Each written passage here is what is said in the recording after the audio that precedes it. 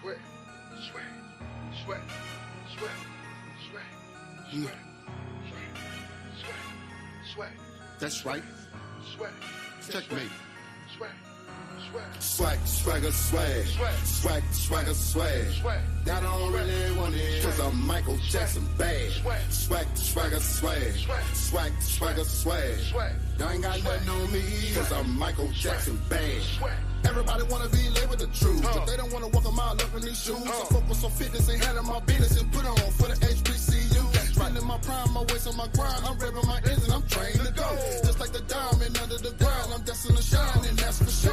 Boy, take a seat, it's our turn. Yo, look at the moolah we earn. Don't play with fire, you'll learn. That way I always stay lit, we burn. They swag, I'm swag, you swag. Y'all ain't ready, too bad. I overcome obstacles, nothing's impossible. I make them say, how did you do that? No matter the circumstances, boy, there ain't no second chances. But the odds got the advantage. Still gotta get up and handle it, that's facts. Dog, I'ma need some room, step back. One thing I won't do is lack. Only thing I pursue is cash. I don't really know about you. Swag, swagger, swag. Swag, swagger, swag. Y'all don't really want it, cause I'm Michael Jackson bad. Swag, swagger, swag. Swag, swagger, swag. Y'all ain't got nothing on me, cause I'm Michael Jackson bad. Swag, swagger, swag. Swag, swagger, swag. Y'all don't really want it, cause I'm Michael Jackson bad. Swag, swagger, swag. Swag, swagger, swag. Y'all ain't got nothing on me, cause I'm Michael Jackson bad. Okay, swag, swagger, swag, I got that. Once I get the ball, you never get the rock back. Ringmaster, no top hat. We the best of the best, can't stop that. I steppers be stepping, alumni be rapping. Our drumliners out of this world, yeah, you know the deal. Show up on fields and serve with them L's like Louis Vuitton. We in our prime like 21. No matter the hill we climb it. Cause they say that pressure make diamonds. Probably why our women the finest. We shining on haters. You hate all you want, you can't fade us. You do what you can, but we do it major. We SWAC. Dribbling like nobody else can. You think you gon' beat us? You gon' need a brand new game plan. You gon' need a brand new offense. Your team is DOA. Done. They gon' need a brand new coffin. We champions, we don't do talking.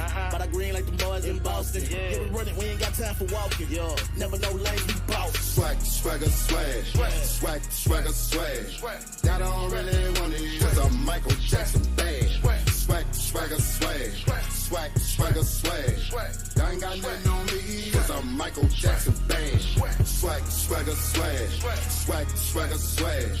Y'all don't really want it, cause I'm Michael Jackson bad. Swag, swagger, swag. Swag, swagger, swag. Y'all ain't got nothing on me, cause I'm Michael Jackson bad. Yo, what's going on? It's your boy Lionel, class of 2009. We back with another episode of the recap with Coach Heist Northern. Of course, my other co-host, Mr. Kerry Mickens. You know what I'm saying? And so, hey, listen, we're excited. Again, we get into that time now where all the pretenders are being separated from the real contenders. And it's getting really exciting, man. Things are starting to clear up, and we're starting to really figure out what it may be looking like at the end of the season. A couple more weeks to go for teams to solidify themselves. But hey, listen, we're going to talk about all of that in a second. First and foremost, I got to remind y'all that if you're not following us over on Instagram and on Twitter, make sure you're following us on both of those platforms at PV_versus_everybody. All right. Make sure you follow us in both of those places. Also, if you're not following us over, if you have not subscribed to us here on YouTube, man, go ahead and subscribe. Go ahead and like this video. Go ahead and share it with HBCU Nation out there. Make sure you put in the comments too as well, man, where you're watching us from, because we appreciate all the support and hope you guys have been enjoying the conversation, each and every week in and week out, you know what I'm saying, as well. And listen, the goal now, 750 subs. We're making our way slowly but surely to that point, but we need your help and we need your assistance. So go ahead, man. Go ahead and like and subscribe to this video, to the channel, man, and show some love. With that being said, man, first and foremost, let me call up my co-host real quick. Man, how was your week? How was your weekend? Coach Kerry, man, let me know how you doing. I see Kerry ain't got no Kansas City hat on today, so Hey, we Monday night this time, so yeah, no Kansas City hat. Okay. And, I almost wore this hat though. I see the KJ in the background. Oh wait, hold on. Well, you can't see it. Can you Oh see no! It? Oh, listen, that. Oh no, sir. It's not showing up. That Listen, that blur background is blurring. Okay, all right. Oh, the background blurry, ain't it? Yeah. So we cannot see anything that you're trying to show us right now. Oh, yes, you can. There we I go. almost had this hat on. Oh, I had it ready. It ain't. You see, it ain't tore up yet. But I was about to have this hat on. oh, he Just looked wanted to let y'all upset. know. He looked pretty mad too. But I got the Chiefs back there, so that's why I had the background. I didn't want y'all. Oh, okay, yeah, because we don't want to see the Chiefs yet. Please put the background back up. We don't wanna see them. Coach, man, how was your weekend, man? Man, had a good weekend. Had a chance to go out and watch my son team play. They were victorious once again. Had a chance to watch a lot of good HBCU football games. And then, ironically, we just had my wife is an engineer by trade. She's a member of Alpha Kappa Alpha and the Links chapter of Fort Bend County. And we had about maybe 30 young ladies, a few of them that go to school at Prairie View, a few high school students that are members of the National Society of Black Engineers. They just left the house a couple hours ago. So it's been a real good weekend, minus the sort of everything I had to do to get ready for them to come. But they had a great event at the house, and I'm looking forward to another good weekend of football. It starts Thursday. My son plays his last regular season game, so I'm looking forward to, wrapping up this week and catching some more good football. Nah, that's what's up. Yeah, it's definitely always beneficial. You know what I'm saying? When the family straight. Hey, listen, this weekend has definitely been long for your boy. Like this, really I feel like the last week and a half, 2 weeks, man. I feel like I've just been tired. We had a youth conference this weekend from Friday to Sunday this morning. So definitely we're going over there with my church and with my son and also some of the youth group over to church, man. Today we actually got the pack. I think they said 25,000, you know what I'm saying, items, food items, boxes that we're shipping over to Ukraine, you know what I'm saying, to help them in that effort. So that was really dope this morning to be able to be a part of that. And man, they had everything in order. Listen, you talking about looking for order. Listen, rice for humanity. Listen, them jokers orderly. All right, you know what I'm saying? We were filling them bags. We was moving like a machine in here. All right, look like back at the turn of the century, boys putting cars together or something down the assembly line. So, but it was super dope. You know what I'm saying, to be out there with the kids, man, and get a chance to do that, participate in that. So that was super dope effort this morning. The conference was great, right? Conference was great, man, throughout the whole weekend. So, shout out to Engage, man. Engage 24. Texas Youth, TX Youth, man. Shouts out to y'all for this weekend. But with that being said, y'all know how we do it. Listen, let's get straight into it. From week 10, listen, who's your biggest winner? Who is your biggest loser from week 10? Man, my biggest winner, I'm going to have to say Southern, because they stayed alive by the skin of their teeth in first place. And my biggest loser, oh man, I sort of want to say Grambling. I feel like it's somebody else out there that dropped one that I'll say Grambling just for argument's sake with my sister a little bit. I know that's always good to have, you know what I'm saying, a Grambling loss when you having those arguments, right? Because that kind of gives you a leg up there. So that makes sense. Kerry, man, for you, who is your biggest winner and biggest loser from week 10? The biggest winner, I had to go with Southern as well, because they were able to keep pace, to keep themselves in first place. And my biggest loser would have to be Mr. Get More 5 Stars, Coach Maynard. They had it in hand. They had that game, and I know this isn't a cussing show, but I'm sure he said some words that we can't say on this show. The Southern winner, that was an amazing touchdown. So I know he was not pleased. So it was a very methodical drive, and the big play at the end. It was just, that had to just really do something to him. So that's who I would go with. Nah, that's definitely big, man. I'm gonna go in a different route, different direction. Biggest winner, I'm gonna say Bethune-Cookman from this week. I think if you're talking about what they have dealt with, in the first half of this season, Coach Raymond Woody, I think is huge for him to finally get a win. And even if you say it's against a 1-3 Grambling team, right? At the end of the day, listen, for them to be able to get a win in the SWAC that's not named Valley or UAPB, I think it's huge for them, right? You know what I'm saying? To be able to finally, get in the win column, and actually show that, some of that momentum that they felt like they was feeling in year one, that they still kind of got a little bit of a hold of that, right? And maybe if they can kind of put things in order in these last 3-4 games at the end of the season, you feel good about the direction that they may be moving in going into next year. And then I'm gonna say biggest losers, Alcorn. I'm gonna say, man, not being able to figure out and kind of solve Alabama State when kind of exactly what they're looking to do. Just turn around and hand off. Man, that's a tough one, right? When you talk about already needing, a game against Southern, right?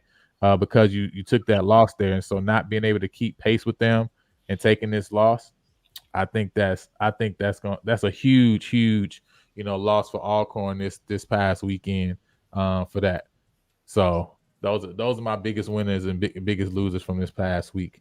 With that being said, man, I know there's some people out there who probably are thinking, well, I'm happy my team is not the biggest loser because maybe they're not an Alcorn or Southern. But listen, if you ain't got your own place to stay, listen, you losing already. All right, you know what I'm saying? So first of all, let me remind y'all that my man, Jeff McKissick, PV alum, Texas licensed loan officer with Fairway Independent Mortgage Company, he'll help you, he'll guide you seamlessly through the home buy process to make sure you're not the biggest loser. All right, you know what I'm saying? You can be the biggest winner. You know what I'm saying? If you allow him to help you to navigate this home buying journey. Many of us are unaware of our situations, but he'll help you develop a step-by-step plan to improve your financial standing, making your dream of owning a home achievable sooner rather than you think.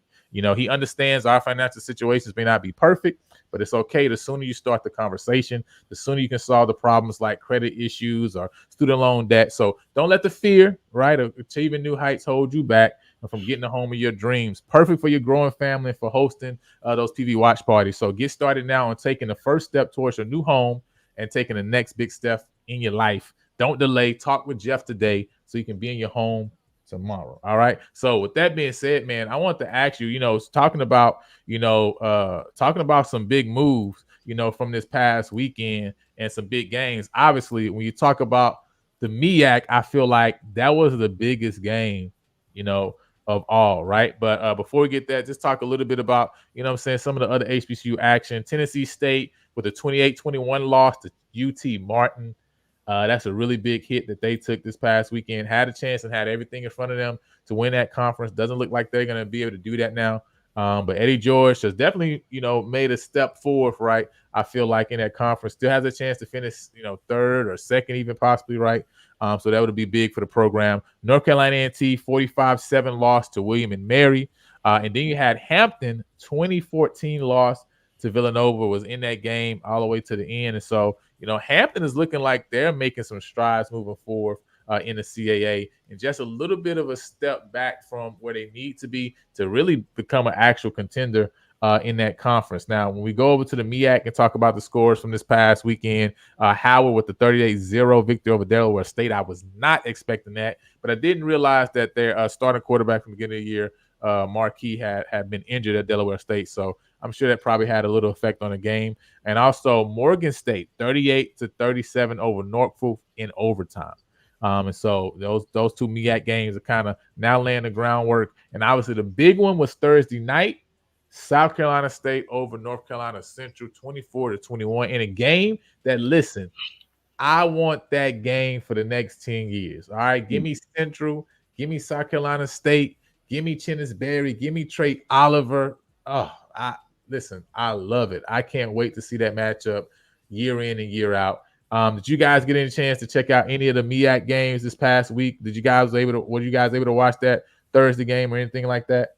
Yeah, I watched a good bit of it, and it was a good game. A couple big plays, swung momentum. Some people say the officiating swung momentum both ways because of either lack of control of the game or some spots that I think a lot of people said left a lot to be desired. I thought Coach, my man at Central, Coach Oliver, I thought he was going to have a stroke or get arrested on the sideline towards the end. And I understand what he was saying from a coach's standpoint. That ball, it looks short. It should have been measured or reviewed, and they didn't. Then they made him use a timeout. I think that's what made him so irate. So I think he was under the assumption that he still had one more timeout. Right. When he didn't, I think he was like, almost like, what the H y'all doing out here? So, but it was a very competitive game. I kept thinking that Central was going to come back and make a play to win it because they had chances down the stretch. And, unfortunately for them, South Carolina State made a play. And like I said, you can complain about coaches, but at the end of the day, there was a couple guys had a chance on that 3rd and long and didn't just simply get the guy to the ground. And then you end up with a situation where things like that hurt you. But it was a great game, great atmosphere. Yeah, that was an awesome game. Kerry, was you able to check it out? Yes, I enjoyed that game. I was like, I know they only have 6 teams in that conference, but man, those two would be some bullies in our conference. I mean, from the big, strong-looking linemen to those receivers that could really catch. And that lefty, he could, man, the accuracy was just crazy. And it was a very enjoyable game. I was like, of course, Northern, I thought at any time, well, NCCU getting ready to show what they really going to do. But South Carolina State was not having it. And just the grit and the way I didn't want either one of them to lose, the way those teams played. Wow. And I think that was a really, really good game. It's going to be interesting to see how things develop down the stretch. But, with only 6 teams, you don't have much margin for error. So when you lose, it's really tight. No, it definitely is, man. You know what I'm saying? And so, hey, listen, you really kind of now – Central really needs 2, right, losses to hit, South Carolina State. And the unfortunate thing in the MEAC, you ain't got but 5 games, right? You know what I'm saying? So not like the SWAC where you're getting a lot of chances there, at that. Shouts out to Mr. Brandon Bell, Officer Brandon Bell. 12, we should just call him 12. Shouts out to BB12, right? You know what I'm saying? Say he watching us from his squad car, Shout out to Coach, man. Pretty hard. But hey, the thing that you're going to have to look out for, though, Morgan still has to play, I want to say, South Carolina State. Mm-hmm. So if all of them win out pretty much, you could end up with a 3-way tie, which has happened before in that conference. So I don't know what are the tiebreakers, but it could get real interesting down the line if Morgan puts it on South Carolina State later. That's the good point, right? They still have an opportunity to see an outside shot, right, to get the job done. But yeah, I mean, hopefully, with those guys, the question is, can they just generate enough offense? Obviously, they got 38 points this past game. I mean, if they can, they're gonna need to score something like that if they gonna, probably beat South Carolina State, unless their defense just plays completely lights out. But they've had a couple games this year where I think the final score has kind of shocked a little bit to see how much they've kind of allowed, to allow on the board versus what we saw from them last year. You know what I'm saying? So I think it's definitely going to be interesting.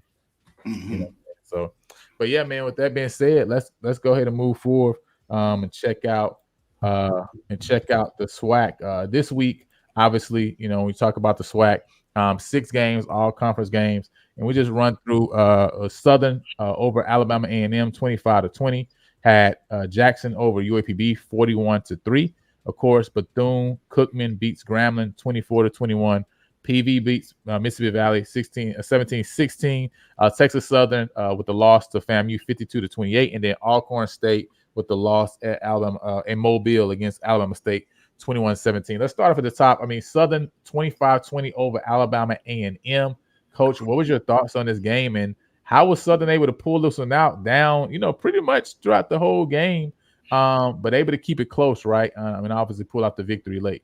The quarterback got hot the second half and just made not only him, but he had a tight end that had 2 real good one-hand catches. And I had to go somewhere, so I listened to the Southern radio broadcast, and one of the guys late in the game was just talking about, let's just run the clock down and kick a field goal and you walk it off. Well, next thing he was like, don't pass the ball, don't pass. And when the guy caught the one-handed catch for a touchdown, the whole thing just changed. So it was T-Set got hot. And, both of those quarterbacks can run hot and cold, but it's amazing how well he played and the ball placement that he had in the second half. So, unfortunate for the Bulldogs, they dropped one. But, like I say, if you leave Southern in a game, man, there's a good chance you're going to lose that something. Yeah. I mean, at this point, right, it's showing that over and over again this happened this year where if you kind of don't put this team away, they're going to figure out a way to get the job done. Mr. Carey, I mean, what did you think about Southern's resilience again, another time in this game against Alabama A&M? And how do you feel about Alabama A&M not being able to stretch that lead and really kind of put the game away when they had jumped out early, right, to take that early lead? Yeah, unfortunately, it was almost like they played almost like they thought they had a comfortable lead.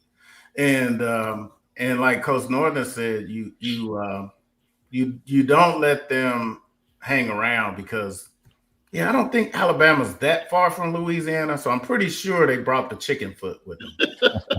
So, and they have somewhere in Alabama, at a Piggly Wiggly or something you can find. At the Piggly Wiggly, that's right where they are. See, and they put a little whatever they put on it, and they have it out there. And I'm telling you, it was insane because T-Set kind of reminded me of a Trigger Man that was at Alcorn. That guy was just slippery at the end. And if he got just a piece of, I'm telling you, a different quarterback, they would have lost that game. Mm-hmm. He just really played with some grit at the end. And I think that's what really pulled it. I wasn't even sitting there pulling for Alabama A&M, but at the end, I was like, oh, y'all got to stop him. And he was just slipping away and just getting just enough opening to do what he needed to do. It was they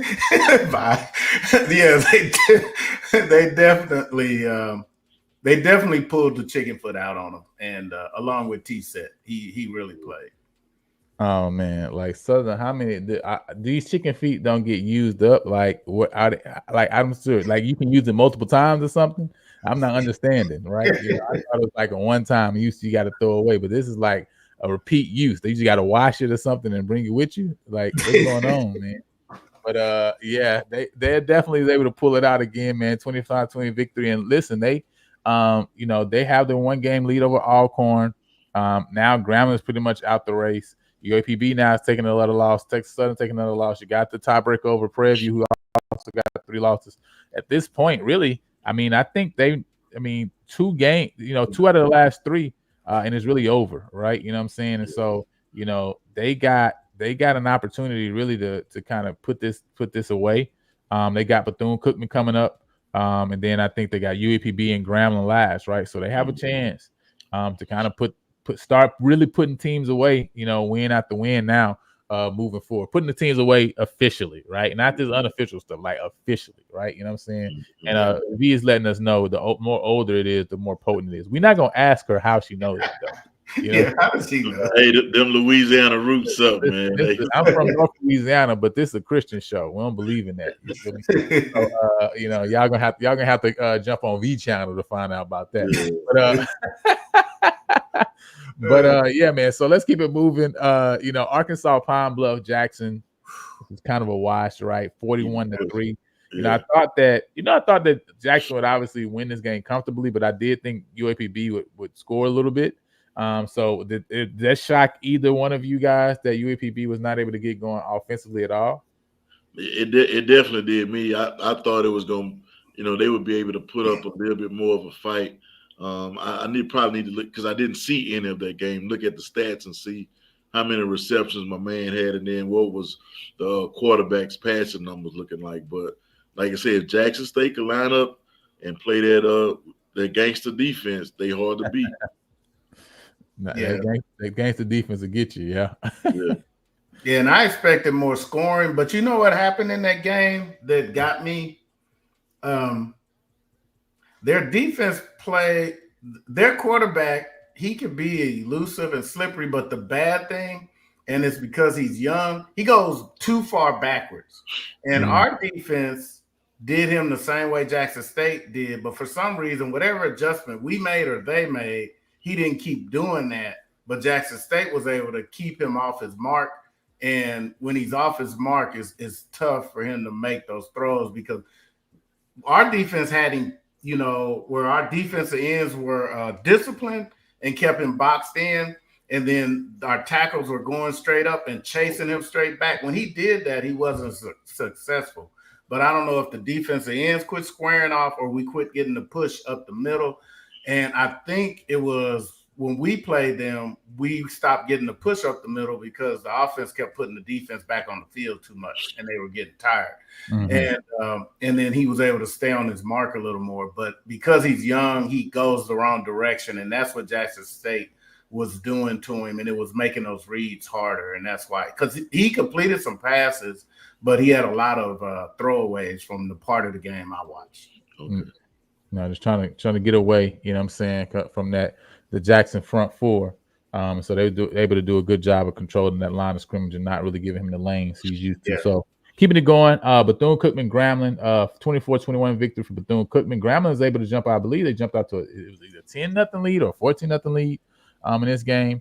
But listen, Bethune slowly but surely got back in that game, took the lead, and put the game away. And I think, these are one of those games where you go down to Daytona way out east, Florida, and you don't realize, when people not paying attention, what can happen to you, down there. And Bethune was able to get this victory.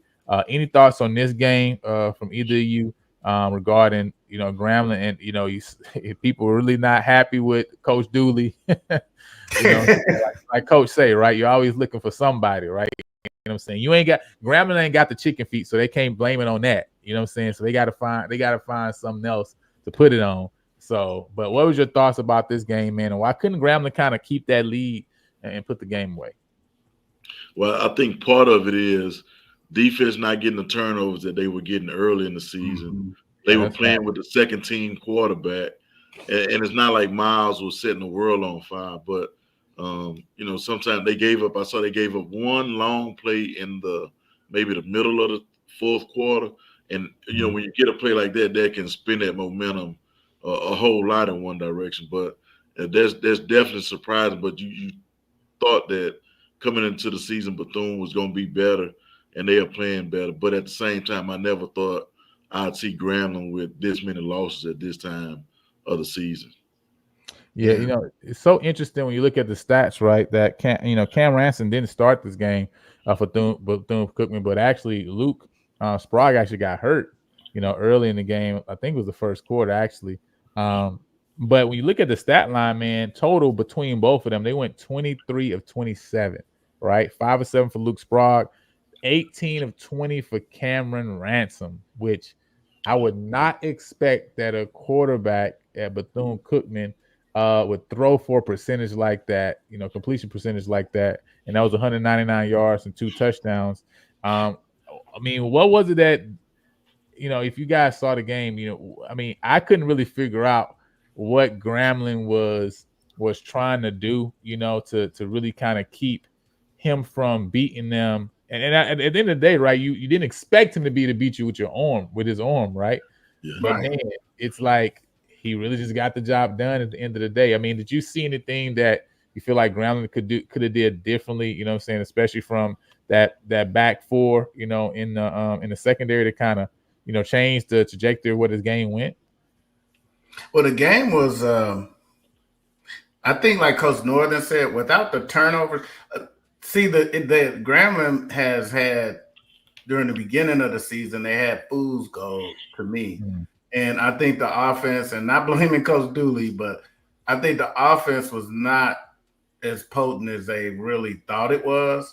And but I think also in that game as well, without Crowley, the offense just moved different. And then they ended up playing what I think BCU prefers, an ugly game. Yeah, them and Valley are real similar, especially on their home turf. They like an ugly game. They want you to get mauled. They want to lull you to sleep, and then they just pop you at the surprise plays. And the backup quarterback came in and played because I didn't get to see much of the first quarter, but when I wanted to dry my tears from the Prairie View game, I would turn to the BCU game, and so I'm sitting there because it would cheer me up to see Grambling losing. So that's why I kept turning back to that game. So that's how come I kind of knew what was going on. Because, I was too depressed watching the Prairie View game. So I was that was just a typical that's how BCU beat Valley. They just uglied it up, and the backup QB was just so efficient that kept them from. They minimized their mistakes, and I think when BCU minimizes their mistakes and penalties, they're tough to deal with. So I think that's kind of what kind of caught Grambling by surprise.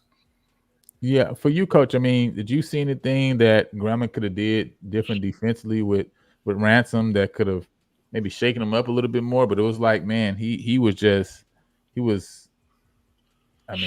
the ball to the guys and letting them work. Yeah, no, I did not actually see any of that game, so I can't speak on what they could have done. But the numbers were pretty similar. I think Grambling had 2 turnovers and Bethune only had 1. But it's it's one of those games, like I say, it gets ugly. If you look at it from a certain way, it can still be a good football game because of the score. It was close, but if you look at the stats, it don't look like a well-played game with the passes, close to 50%. Like I say, he was calling it fool's goal. And man, I tell people, man, defensive touchdowns count.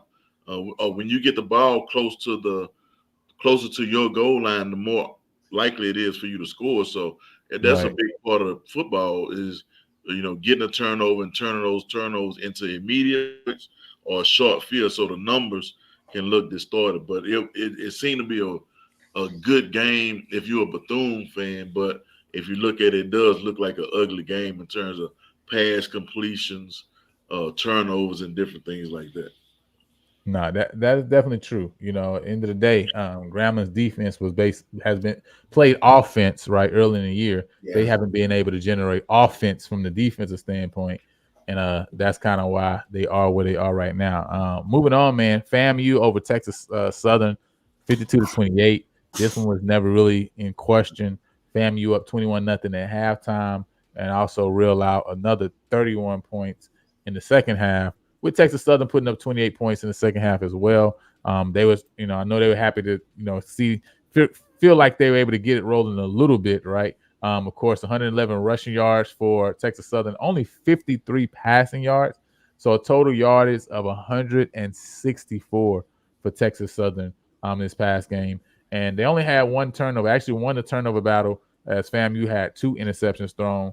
Texas Southern only had 1 thrown. But man, not gonna win a lot of games with only 164 yards of offense, right? So that's gonna be real tough to do. FAMU looked like they took out their frustrations on Texas Southern. Hopefully they good, right? You know what I'm saying? It's like when you and your friend, you and your partners got in trouble, or you and your siblings get in trouble, right? You come in, you're like, man, hopefully by the time mama get to me or daddy get to me, they arm tired, because listen, they're like, oh man, they got I'm third in line, right? You know what I'm saying? Hopefully by that time she good and done, right? Or maybe she got to switch to that left hand. That left hand is the same as the right hand, because listen, FAMU is coming to Prairie View next week, and hopefully they got it all out their system, because Jackson have made them mad, and now they came home to take it out on everybody, right? You know what I mean? But hey, real quick, man, one time me and my brother, my mother was an educator. Me and my brother got in trouble on the same day at school. Man, my dad had put it on us so long, so our bedroom was upstairs. Man, he sent us downstairs to fix him a pitcher of water and brought it back up to him and finished whooping us. Oh, no, he whooping y'all, and he make y'all go get the water for his break. Hey, it was good and hot up there. We had to go get some water for him. Listen, that's that old school parenting we need around right now with all these kids acting crazy in these school systems. Okay? You're crazy. Yeah. That's what we need right now. All right, you know what I'm saying? I know y'all know what we talking about. All right, that's why that's why none of y'all in the comments have said anything. Y'all scared y'all parents probably see y'all making the comment about what happened to y'all. You feel me? You know, and listen, my grandmother, she would send us outside to get switches. That was back when it was like she getting the switches off the tree. Don't bring her no switch. Yeah. Don't bring her no switch that ain't switching. If you get what I'm saying. Don't work. You in trouble. You got to go out there and get it. Yeah. First of all, she not going to clean it properly. All right. So it's going to be worse. It might still have a couple of leaves on there. It's like, oh, man, it's going to be trouble. So you better make sure you get what you were sent out there to get, or it's gonna be trouble. But listen, hey, after one or two of them times, listen, come home, do your work, get to your room as quick as possible. All right, you know what I'm saying? It teach you some lessons. It's almost like we need some switches around here. You know what I'm saying, with some of the stuff we've been seeing. But that's another conversation for another time. But that's all in our head. It's still there. I'll let y'all done did to us. It's still right there, man. All right, so moving on, man, for Florida A&M. So hopefully they got their belt, at their system. But last game, Alcorn State versus Alabama State. This was a 21-17 victory, Alabama State over Alcorn State. When you look back at this game, man, 7-7 at the end of the first half, with 2 touchdowns coming in the second quarter. Then it was 14-10 at the end of the third quarter. Alabama State had the lead.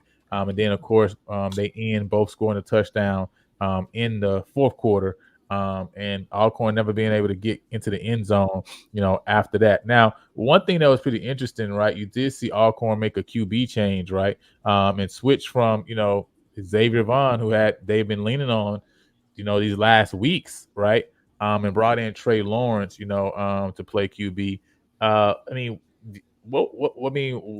What was it there? Do you feel like, maybe Coach, Thomas was trying to do or seeking to do? Because it seemed like they've been leaning on Xavier Vaughn, and outside of that Southern game, they've really been able to get by with his athleticism, with the mix of him kind of getting the ball out to playmakers, especially Truck Griffin in the passing game. What would make him make this decision right now in this Alabama State game when you were 3-1 with this guy in conference? Why won't you give him a chance to kind of see if he can kind of take you to a victory here against Alabama? Because the game was never like completely out of reach, right? So it's not as if it's not there for the taking. I think sometimes as a coach, you're just looking for a different spark. If you look at the numbers, his numbers wasn't bad, but he did have an interception with no touchdown. So it may have been like sometimes a quarterback sees the game different from everybody else. So you may just pull a joker and say, look at, man, just look at this series, listen to the play call, and think about what would you do in this situation. Sometimes you may have them tell you, all right, you heard the huddle call, tell me what you would do in this. What are you looking at? And if he don't say the right thing, his mind is somewhere else. So that may be one thing. But I tell you what, despite the numbers, that doggone number 1 from Alabama State is a football playing Jesse on. I should know his name by heart by now, but he was in the backfield getting sacks and tackles for loss. Then you look, he back deep at safety making on the hash making safety. So they play, like say, defense will travel, but Alcorn is not hitting home. And I think they probably need to, I would say, go back to some more design runs for him. Some midline. Yes. They had a package where they would go trips, and that's to me the hardest formation to defenses. They go trips and they run the zone read one way, and they got numbers outside. No matter how you cut it up, it makes you play a certain way. And I hadn't seen them do that in a while, or get back to just that series. So I think either they go simplified or make it to where simplified or simply run the quarterback more if he can't get it to some of those receivers. But that was another. It was a low-scoring, well-played football game. Came down to a Hail Mary that was a couple feet short. But I enjoyed watching that. That was, like I said, it didn't look the best, but it was a great from a defensive guy standpoint. It was some good football being played. Rodney makes the comment here. Vaughn has not developed as a passing quarterback throughout the chances he's been given this season. So that's his thoughts on, I can see that. on him. Go ahead, Mr. Carey. Yeah, I said I can see that because the games they did win, he was pretty tough to contain on that edge. And like I said on the previous show, if he can get going, he runs like a gazelle, and he's really tough to bring down. And Alabama State had the defensive ends that could keep him contained, and they set the edge pretty good in that game. And that once you took that away, the game was difficult for them. And they had just enough offense to, get the score that they needed to win. Well, I think it's similar to what Alabama State is trying to do with Key now. I think you just have to figure out a way to, one, control the line of scrimmage and run the ball on the ground, and then put your QB in a position to where he can make some easy throws to some guys in space and let them kind of go to work, because then you give yourself a chance to kind of still be able to use his athleticism, because at the end of the day he's so dynamic that you want to have this guy on the field. I mean, you're 3-1 because he was their quarterback for you, essentially playing almost like an extended running back, extra running back position, right? So at the end of the day, man, you got to kind of get Xavier Vaughn on the field, because he's kind of helped you to be where you are now, right? If you're Alcorn. So with that being said, man, let's move on. Last game from this past week, Prairie View versus Mississippi Valley, 17-16 victory for Prairie View. It's 3-0 at the end of the second quarter. Obviously, Mississippi Valley went up 10-3 at the end of the third quarter. And then, of course, the 2 touchdowns for Lamar J. McDowell in this game to win 17-16. Valley did score with 1:47 less, 24-yard pass from Tijerian Williams, but the 2-point failed. It was called back, right, because of holding. Otherwise, they would have got that. And then they had the bad snap on the extra point attempt after that. And so Prairie View gets out with a 17-16 victory. Coach, from your thought process, man, you are 0-18, 0-4 in conference. Do you like that call right there to go for 2 to win that game? Or do you say, man, let's take it into overtime and try to win it in overtime? What's your thoughts? I probably would have said, I don't have anything to lose, so let's go for 2. A lot of people look at it, if you play for the tie. If you're on the road, you play to get it over with right then and there. But like I say, you looking at it, you got momentum because you were up pretty much the whole game. You lost the momentum. Then you come back and score late, so you think, okay, we'll pull this thing out. And unfortunately for them, they didn't get it. But I probably would be more on the side of, man, I ain't got nothing to lose. This, I may even ask one of my players before I make the decision myself. Say, hey, man, I may ask the seniors or ask my starting quarterback, what you think about going for it right here. I may ask, just somebody randomly that I really trust on the team, what they think, and go from there and see what happens. Nah, it makes sense. I mean, it kind of really, look at it, until that fourth quarter, they really had the momentum, right? You know what I'm saying? And so I can definitely understand them at that place kind of going for it. I mean, really, if that call don't get called back, right, they're in a good position, right? You know what I'm saying? So, really the call itself wasn't a bad call. It was that, had that penalty, then obviously just a bad snap, right? Otherwise, it's 17-17 and you're going in overtime. Mr. Carey, what was your thoughts on this game overall? And listen, I'm just gonna be honest, right? When I saw on Instagram, they said we wearing all white, and then they came out with white uniform. I said, listen, it ain't about to be good. You know what I'm saying? We already ain't communicating well, okay? You know what I'm saying? Like the football account don't know what the equipment manager doing. The equipment manager don't know what the coach is doing. Everything off, all right? The last time that happened, we took an L, right? I think I think we went all white, and then we came out with purple helmets and purple pants. Like, so that was an L against UAPB. So I was like, this one ain't going well. This one ain't gonna go well, right? Listen, Jerry, we are starting off bad. Y'all don't even know what we wearing. We in trouble, okay? I saw that. I'm like, we were all worried when we saw this ain't about to go well, right? But what's your thoughts, man, on the game overall? Well, I have an interesting tidbit that Coach Northern will enjoy. Shout out to my frat brother Joe Kelly because he drove up there to the game. But Valley did an interesting thing with this evening game. What they did is they put Prairie View on the home side. And because of the way the sun set, because I was wondering why the plays took so long and sometimes we didn't have the right players on the field. When you turn to look at the bench, the sun is directly in your eyes. Mm-hmm. So you can't see what they're doing over there on the bench, and it delays you getting the plays, and it's real difficult to get the calls. That's why sometimes when they tried to speed up the offense, they just couldn't because the sun was directly in their face. And I said, that's a good strategy that they have to make. Because, Valley always has, since they don't have a crowd, they have other things as their home field advantage. It used to be the tall grass and the man-sized mosquitoes, but, but that sun in the eye was genius. And he told me we really struggled with that. And, of course, being in Mississippi, you struggle with the refs because that long pass play to number 6 that I kept screaming all game, know where he at. Yeah. But on that pass play, it was either the guard or the center, but he held our guy by the face pass. He almost pulled his helmet off, and he almost pulled his jersey off with the hold right in front of the ref. And that's how come the quarterback had that extra second to get that ball off because he would have got smashed. And the guy was probably like, I'll take the penalty, keep my quarterback from getting messed up. And that's what set up, one of the first scoring drives. So, Mississippi and Coach Northern probably knows playing up there is, you're playing the refs too. And I remember at the beginning of the game, one of the refs, looking at Coach McDowell, and I don't know if it was at him, but it was at our bench, and he was yelling at somebody.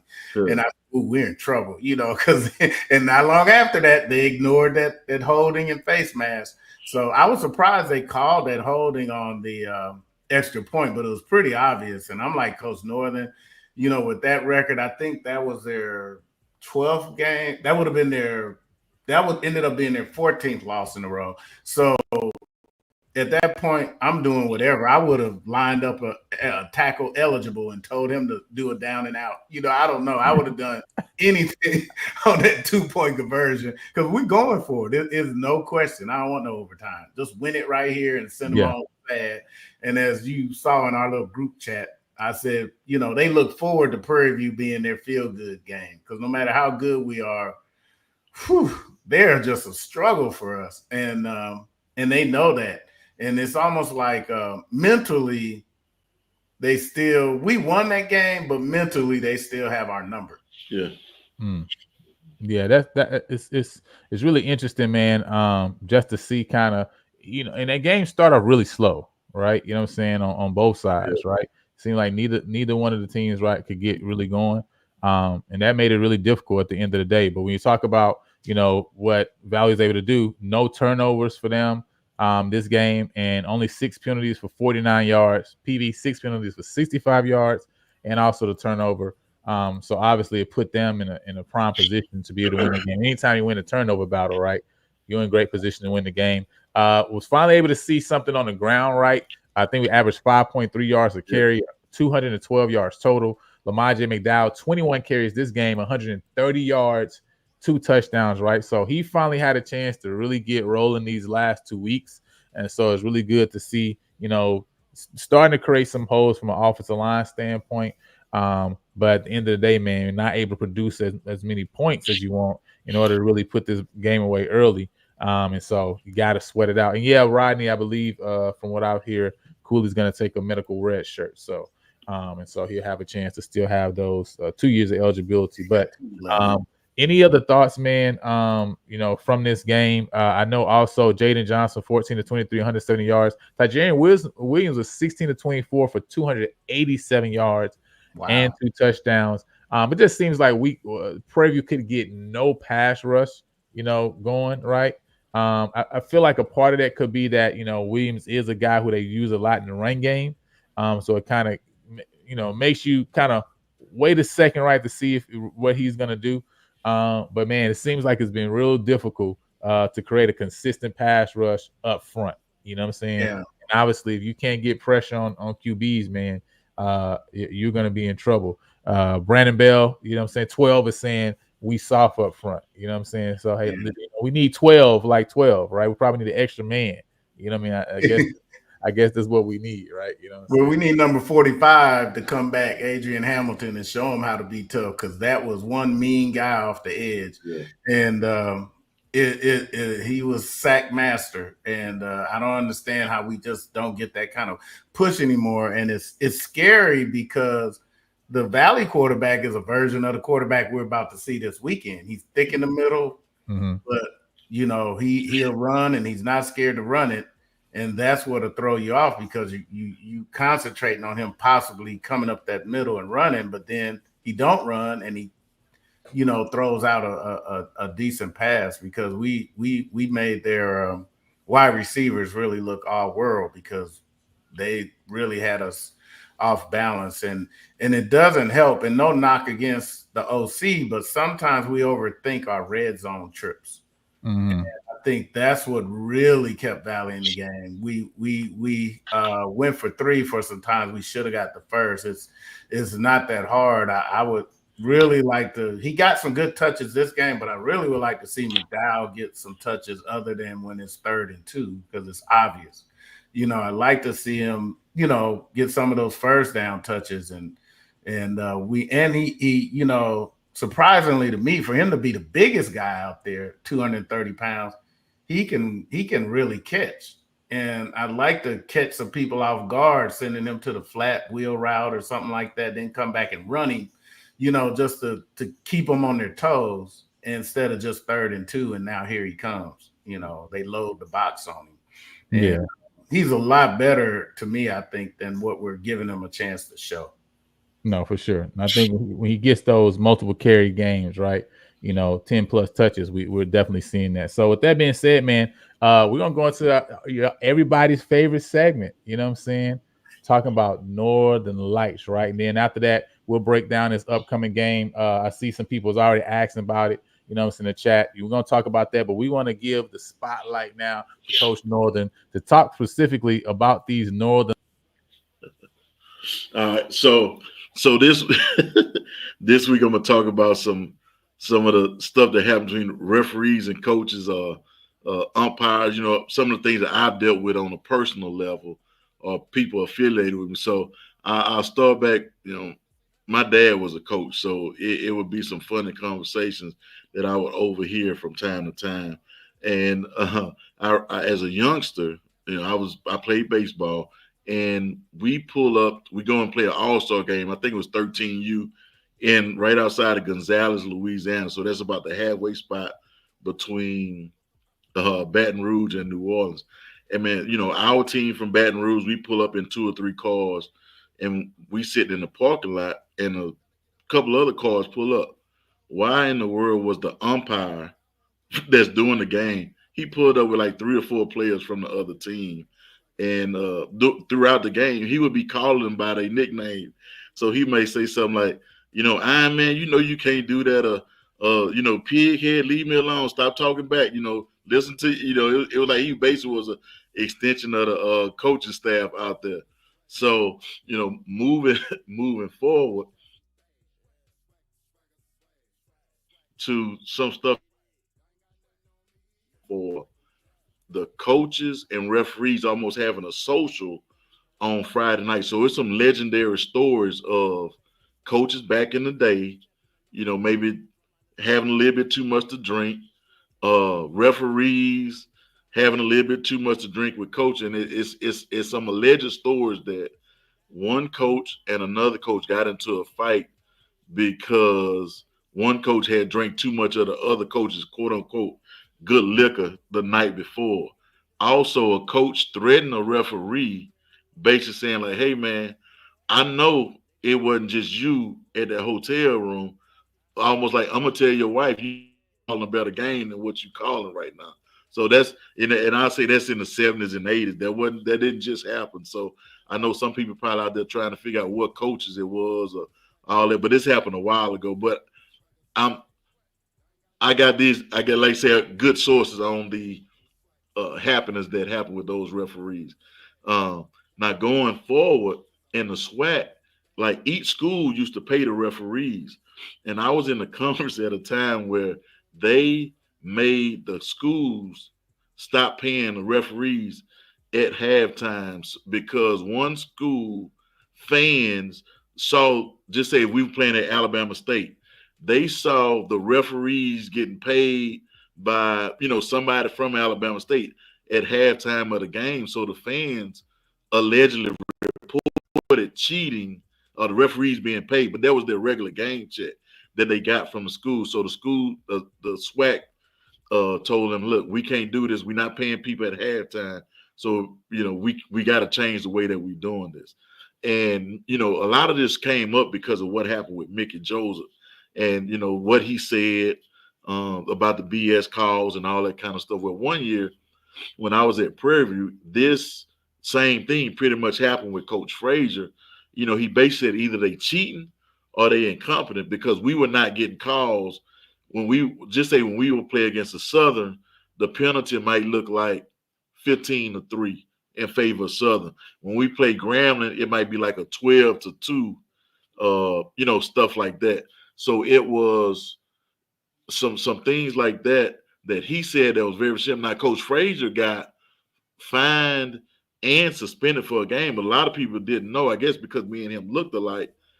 I coached, I think it was homecoming. We may have played Mississippi Valley one year, and I ended up being a quote-unquote head coach at Prairie View, and we won against, ironically, it was Mississippi Valley. I'm pretty sure that's who it was that we played while Coach Frazier was suspended. So he came on campus for that game, and he couldn't come to the team after a certain point of time. So he had to basically stay in his office. We couldn't communicate with him. And we ended up winning that game. But that's a whole lot that goes back to him calling out the referees for making calls, either not making calls for his team. The other thing that happened, and I'll probably end with this one. So I'm the head coach at Prairie View, and I called the director of officials. So I'm showing him some film, like the ball was obviously, we running the ball. The kid from Prairie View gets on the opposite side. I'm gonna just say the 35-yard line. Well, when a ball is spotted, it's probably spotted on like the 34 or 33. So I say, look, man, this has happened multiple times to me and my kids.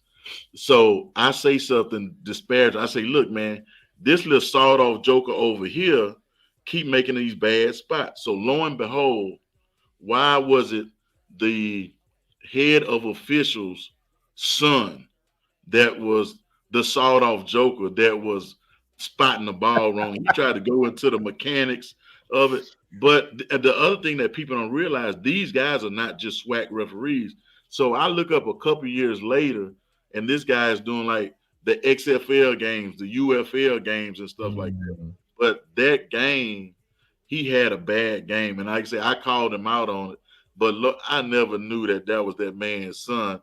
And I have to go back and apologize about calling that joker a sawed-off son of a gun. But, I end it right there because, look, if I get back into coaching in the next couple of years, it might be a joker that remember this, like, man, you remember Northern said that? But that I never say nothing else about a joker being sawed off again. So I'll leave it at that. Man, listen, the real life referee coach. I can't believe you said back in the day somebody was like, listen, I know you ain't go to the hotel room by yourself, so tomorrow I'm gonna need you. I get, if you talk to some of the older guys that played, I say, so I've played in mid-90s. If you could talk to some of them older guys that played in the 70s, hey man, it's some stories. Hey, if you ever get a chance, talk to like a Doc Mays or somebody like that. He was a trainer at Prairie View for a long time. I bet, man, and don't talk about if you get some of them jokers a cup of Crown Royal, not even a bottle, and just let the stories flow. Man, listen, I know Mr. Kerr has seen his share of games where he already felt like there was some conversation between coach and referees because he always talks about the reservation. So, you know what I'm saying? Oh yeah, the reservation. Yeah, we had some interesting calls up there. Oh, I'm sorry, having camera drama today. But yeah, we've had some interesting calls up there. But and back when Prairie View first started winning, nobody wanted to lose to Prairie View. So if you really wanted to see some good calls, they really tried to beat us up then because they just couldn't believe it when things started turning around. They're like, well, they're not supposed to be able to score. No, we're calling that back. Somebody was holding, you know, and you can look at some of the old Prairie View videos, especially when Coach Frazier was here. You see him going, you know, or jump up in the air and keep it. Yeah, the rest honestly, I feel like it hurt us more on the defensive side of the ball than on the offensive side of the ball, because if people could get away with holding and passing the ball while they downfield, it's almost like, what do you tell your defensive players? But on the offensive side of the ball, it's obvious when a guy false starts. But you know, it's sometimes it's hard to throw a holding penalty, or you know, the referee say, man, that didn't have anything to do with the play. Like, man, we got to buy this dude a New Jersey because they pulling on him so much. Right. No, that's real. And I mean, at the end of the day, right, these penalties change the momentum of the game. I mean, we talking about this past game against Valley, right? You know, those two screen plays that went for, long yardage, you know, put you in scoring position, both called back because of holding penalties, right? Regardless of whether it was holding or not, the point is, right, you know, that's what penalties change the momentum of games, right? You know, so super interesting though to hear some of these stories, man. Hey, listen, sometimes you got to just make statements like Frazier make and like Joseph make at the end of the day, right? You just got to, like Joseph say, hey, listen, I got the money to pay the fine. It's going to be okay, right? You know what I'm saying? Because sometimes you just got to remind people that I see you, I'm watching you. That's just a phantom call, right? You know what I'm saying? And you got to kind of get that point to get the respect that you feel that you should be getting, right? You know what I'm saying? Not like calling in your favor per se, right? But like, hey, call it even. However you gonna call it the same way, no matter what, right? You know what I'm saying? So yeah, man. So one of our guys had to get a New Jersey because they ripped it. Still didn't get the call, man. Still didn't get the call. But man, we appreciate you. And again, I remind y'all, man, we got a Northern Lights coming up that you guys is not gonna let y'all know ahead of time, right? When we gonna do that show, because we gonna do a Northern Lights on SWAC head coach firings. Y'all not going to miss that one, all right? You know what I'm saying? It is head coach firing season is approaching, okay? We know it's been some U-Hauls already being reserved today, okay? So we're going to talk about that in the future, man, and let Coach Northern spill the beans on it. But we'll let y'all know ahead of time when we're going to have that very special Northern Lights toward the end of this season, man. So y'all make sure y'all bring y'all popcorn for that one, because that one's gonna be interesting. We're gonna have to just take a big chunk of the show, you know what I'm saying, and listen, get the boards out. Yeah, you're gonna have to take a big chunk of the show, you know what I'm saying, and let him go and get on that one, right? You know what I'm saying, get your popcorn, you know what I'm saying, get your caramel popcorn, you know what I mean, go and get your little Twizzlers or whatever you do, and get ready to watch the movie. But with that said, man, let's talk about this upcoming game. Obviously, I think somebody in the chat already asked about it. You know what I'm saying? We got FAMU coming into Prairie View this week. You know, talk about just, man, some of the keys to victory in this game. Obviously, FAMU, you know, you got to be really upset if you FAMU, obviously, because of the game at Alabama A&M moved to the end of the season. You really can't. You don't have any playoff opportunities if Jackson don't drop 2 games, right? So essentially, they on an anger tour right now because they ain't got no postseason, right? You know what I mean? And so they already took care of Texas Southern, you know what I'm saying, like grandma with the switch, right? You know what I'm saying? So how does Prairie View, you know what I'm saying, come into this game, and how do they get a victory in this game against a FAMU squad, right? That showed that they can roll, especially in the air on yesterday. When, of course, right, if we've seen that's been one of the most difficult places and difficult units, right, to get in order on this team this year. I think the biggest thing, to me, I keep saying the sound. People say it's coach talk. Stop the run on the way to the quarterback. Then once you get to the quarterback, get that joker to the ground. Don't have big plays on special teams, which Florida A&M has a dynamic kick/punt returner. And other thing, you got to be able to run the ball against them. And the longer and the better you run the ball against them, the more time Mr. Richardson spend time over there watching cheering on his defense. Yeah. And I think one of the keys is that it went down the game before, but last game we kind of inched up on our penalties. We got to play with discipline. Don't let them get in your head. They're going to be here talking a bunch of trash. The fans are going to talk trash. And we got to be able to run the ball, but their defensive line is pretty stout. So maybe running directly at them could get them, but you need to use them a taste of their own medicine. They need a little eye candy out there. And when they over pursue, you need to be able to try to catch them and that kind of thing. But you got to minimize the mistakes because they're a momentum team. And once they get momentum, they really get things rolling. Mm-hmm. And then when you start pressing, their defensive backs are good enough to make you pay.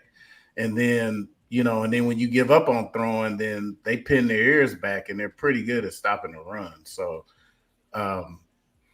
that's going to be the key to victory is you don't play out of sight of what you can actually, like Coach Bubba likes to say, is you got to do your job and not look over at the next guy, but do your job. And a little concern I have is our defensive back coach came from FAMU, so they might know his scheme pretty good. That's pretty good concern there, but hopefully we can not let them run free like they did on Texas Southern, and that'll definitely be but minimize penalties and mistakes and let the ball fall where it falls. Hey, you got to get the shirts early. That's done. So you got to wait for 2025 now. You late. You know what I'm saying? You late. All right. That's for the early comers. All right. You ain't really believe. You feel me?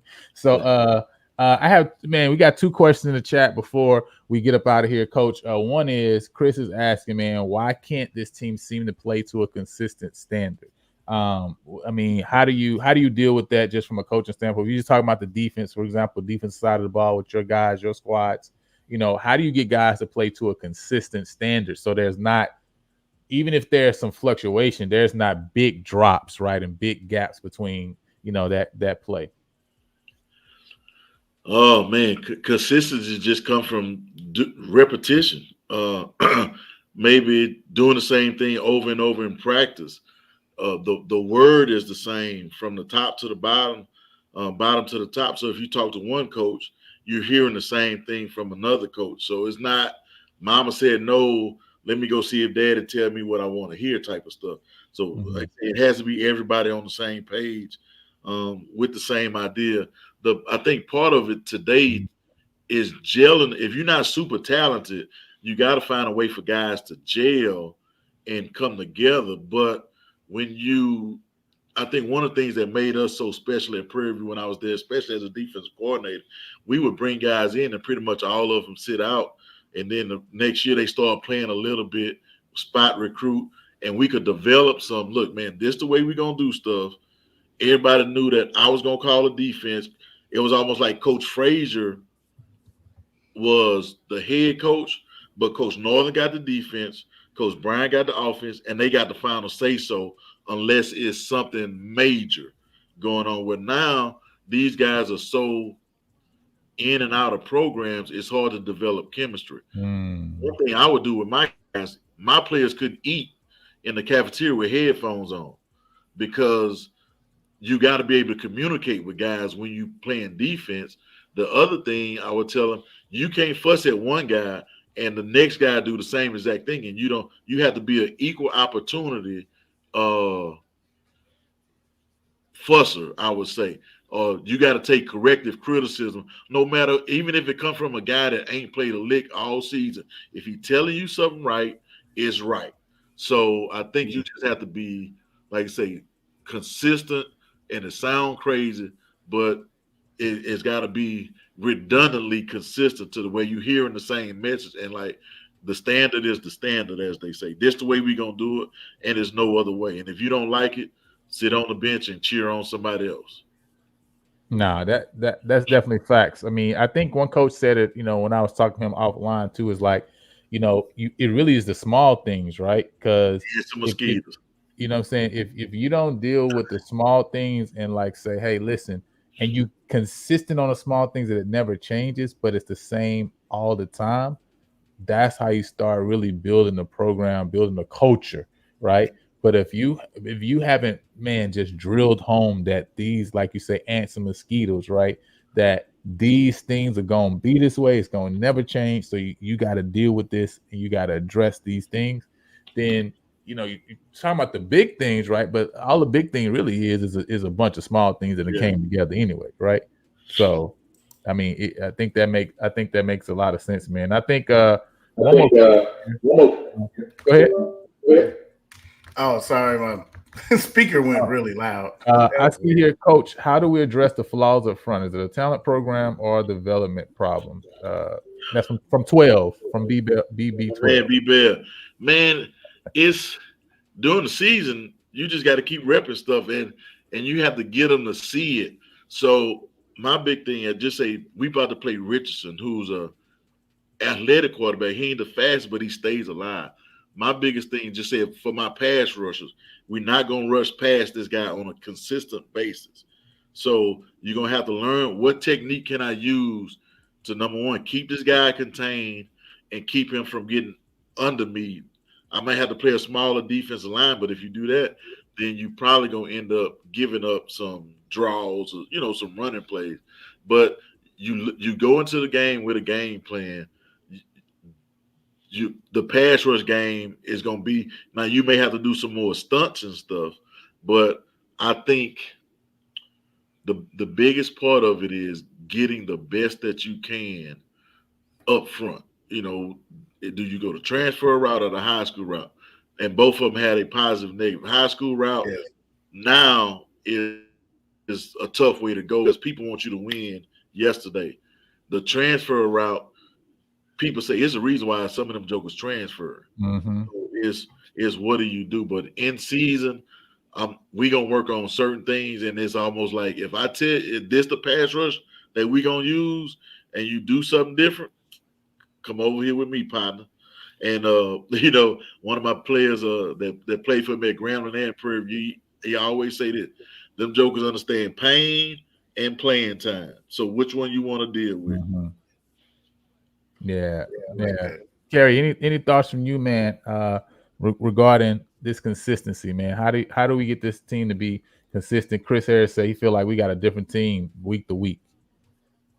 Yeah, and one thing I did notice is, and I don't know if it's discipline reasons or performance in practice, is we look at other teams and the starters, pretty much still be the same and the core group kind of still be the same, but sometimes we kind of move them around a little bit. And I know sometimes performance is better for others in practice, but it's kind of odd. You do get different things week to week, and I know the transfer thing can get you because it's kind of like when the Miami Heat brought all those superstars in and they couldn't beat nobody because chemistry wasn't there. And so we got to do – I like what Coach Northern said. You in the cafeteria with your teammates, don't be doing the headphones. Y'all talk to each other, kind of know how this guy moves, and then you kind of have a better idea what he's going to do when the bullets start flying. Some people are going to duck. Some people are going to stand up and start swatting the bullets down. So you need to know which kind you got next to you so that you can know what to do, when the battle comes. And I think that's kind of a thing we run into. And maybe, like Mr. Campbell said, maybe we got to start getting back because I'm telling you, man, I don't know if you guys seen North Crowley play, but, boy, I wish we could get some of them guys. You talk about speed and not just speed, but their aggression. And the swagger is just – I see how they beat DeSoto and nobody thought they would. Those guys are, they're not the biggest, but they're monsters over there. And I'd like to see us get back to that kind of grit, kind of like, well, you can't see it, but I got some old Blackshear stuff playing with the KJ Black in the background. And those defenses had some real grit when we had to really count on them. And that's what I'd like to see us get to. Maybe we need to flip more truck tires or, get in the pit, different things like that. But I think that would help it. Let me tell you something that might happen though. So sometimes, like you may, as an athlete, you may take things for granted. So, but they know they got their hands full. And I may have mentioned before, sometimes if you fighting somebody, they got some hands, you're going to come in a little bit more prepared so you don't get embarrassed. So sometimes playing against better teams going to make you step your game up. You're going to listen to your coaches more. You're going to stay more in tune to the film study and different things like that, because if I don't do what I'm supposed to do, this thing might get ugly as unasked around here. So they may, especially I would say on the defensive side of the ball, the offensive line side, those guys are the ones that really going to have to step up their play. You'll get exposed out there if you're not coming in there ready to play some football by those guys. So, like I said, you look forward to they knowing they playing against somebody good, so they going to bring their A game and see what happens. Yeah. Hey, man, listen. Well, first of all, before I'm in my comments, let me say to EA, if you thought last year's preseason blitz was something, wait till you hear the 2025 blitz. All right, you ain't even seen nothing yet. So, but you're gonna have to wait for that one. All right, you know what I'm saying? Gotta at least wait till the season finish. But if you thought that was something, your AD gonna really want to get the shirt that we make next year. All right. So I just want to say that. Balfour said defense needs to make more tackles. Is that simple? Yeah, we definitely. Hey, listen, it's hard to get guys off the field, especially on third down. We talked about that South Carolina State game, right? You know what I'm saying? So, that's one thing that we definitely got to do. I think, listen, this is one thing that I was thinking about, even earlier today, having conversations around, right? Is, there's guys that's proven themselves and proven that they can play. Again, we talk about South Carolina State again, even using that thought process. There's guys who coming up from that D2 that's shown that they can play, right? A lot of times that's different than getting guys even from FBS who look at having the potential to be good guys, but haven't actually proven it on the field. And I think that's something that, again, goes with your evaluation and kind of how you're looking at guys, how you're ranking guys that you're going after, right? Who has shown that, right? We can go through multiple HBCU schools right now this year and see guys that's making impact and see that multiple of these guys are D2 guys who come up to D1 HBCU, D1 HBCU ball players, right? And then what Mr. Campbell's saying, to build a culture, right? Culture isn't just when I as a leader, right, tell my people in my organization, in my downline, how we gonna operate. Culture is also when somebody else in my organization that has already been taught what the requirements and what the standard is, turns to the next person and helps them to understand that's not how we do that here, right? And so this is why, to me, having people come in from bare minimum, right? We talk about the same thing when we have a conversation about changing the athletic department, period, right? Or changing the culture of even PV fans, period, right? What we all talk about is starting at Panther camp, right? Yes. Starting with freshmen. You know what we talk about that? Because that's how you build a culture, because them freshmen turn to sophomores turn to juniors turn to seniors, who turn into alumni, grad students, etc., who then turn around and say to the people behind you, which makes it easy for you to solidify this thing that you have put into their mind, right? And so that's why you gotta have people coming in high school that you're building with over time, not because you're never gonna go in the transfer portal, but because when you bring people out of the transfer portal, if you're the only one that's drilling home to them what's required here, you don't have yet a culture yet. You see what I'm saying? That culture is there because of others who are there, who are also saying the same exact thing that you're saying when they're not necessarily in that leadership position. And to me, that's why, it's important to also be able to go in that route, man. And hey, Jared talking about hoodie. Now we can do some nice stuff with hoodies next year. So hey, listen, we got some conversation we gotta have, but you already laying it out. So EA, man, make sure now the hoodie's gonna cost more. So EA, make sure now you talking about your athletic director at FAMU. I know she got the bread. If she don't, we got Coach Campbell in here. I know he's a fundraising king, so we can make sure y'all got the money to go and buy the hoodies that we about to produce for the 2025 season. But we're gonna come bigger and better than next year. Because if you thought we was big and bad and made a bold claim this year, listen, wait till you hear next year's claim. All right, just wait till you next year. Ain't nothing stop around here. I don't know what you ain't scared. I don't know what you thought. I don't know if you thought. We don't get quiet or we get louder. All right. He said they need some boards in their life. Said our defensive line packages are off. Linebackers are not taught to read. DBs don't know where to be in coverage. Joseph Kelly, that's his thoughts. Coach Northern is here. He's the D aficionado, right? You know what I'm saying? So I don't know if he would agree or disagree, but he can correct all of us if he wants to. He said we got to get the QB situation figured out this all season. Yep. Prime changed the game. Nobody getting a chance to develop culture when people like Chinnisberry could win a Celebration Bowl his first year with transfer. Well, I mean, what's your thoughts on that? EA makes a point here, right? You know what I'm saying? So those were his guys. First, you can't look at the South Carolina State situation like anybody else's because they played for him already. So he brought a bunch of guys. That's what I'm about to say. And what people don't know, his quarterback left from wherever he was, went to another school and came back to him when he saw the grass wasn't green.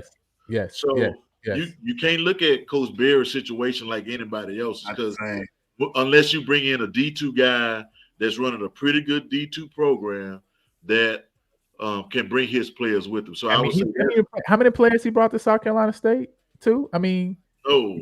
Probably talking about. I think 7 of his starters on defense came from Benedict. Yeah.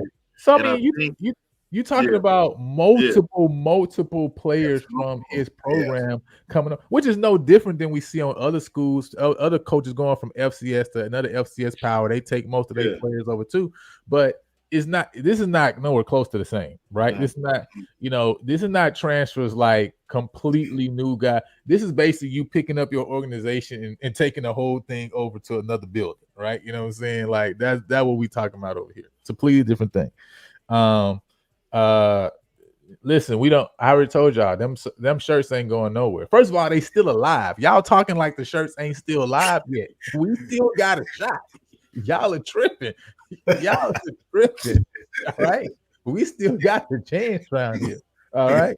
They ain't going nowhere. They still listen. One of them hanging up right there. All right. So make sure y'all support Prairie View Football Alumni Association Christmas party. Yeah.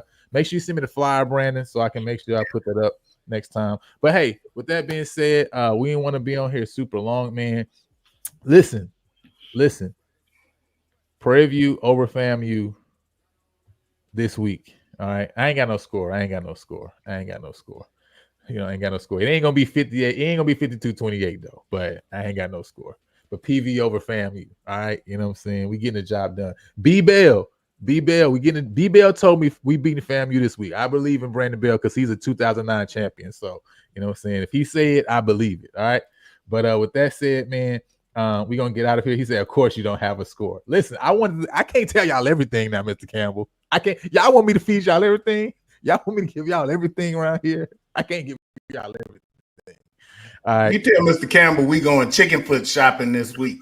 So don't worry about it. Listen, I'm gonna find my belt that I lost before the Southern game, and we're gonna be back in action as soon as I find my KJ black belt. I'm going home. I may go home tomorrow for a couple of days, so I might see if I go to my wife's hometown if they got some chicken feet over there somewhere. See, there you go. Hey, Mr. Campbell. All right, listen now. All right, we got too many Southern people that went to Prairie View. People from Southern Louisiana that went to Prairie View. All right, you bet. If they get it together. But nah, man. Hey, listen, we don't do that over here. Y'all gotta take that to B channel. Y'all gotta take that to B Northern. Your head. Y'all gotta take it to B Northern. You know what I'm saying? Maybe the HBCU coaches corner allow y'all chicken foot over there. We don't do no chicken feet over there. Yeah, Coach Cole cool with it. He'll get a chicken foot. He'll get a chicken foot. He said, "Can I get a shirt when I come to the game from Florida?" How many times I keep telling you the shirt? No, PV people can't get a shirt no more. Okay, you had to get the shirt early, all right, because you're not a real believer. But no worries, sweatsuits coming soon. 2025 sweaters coming soon. All right, you know what I'm saying. All right, but with that said, man, we're gonna get out of here, man. You know what I mean? For y'all, look at she said go to Scalens. Oh yeah, she already told us where to go. I might make a detour on the way. All right. Oh man. All right, man. Listen, we'll holler at y'all until next time. Bye.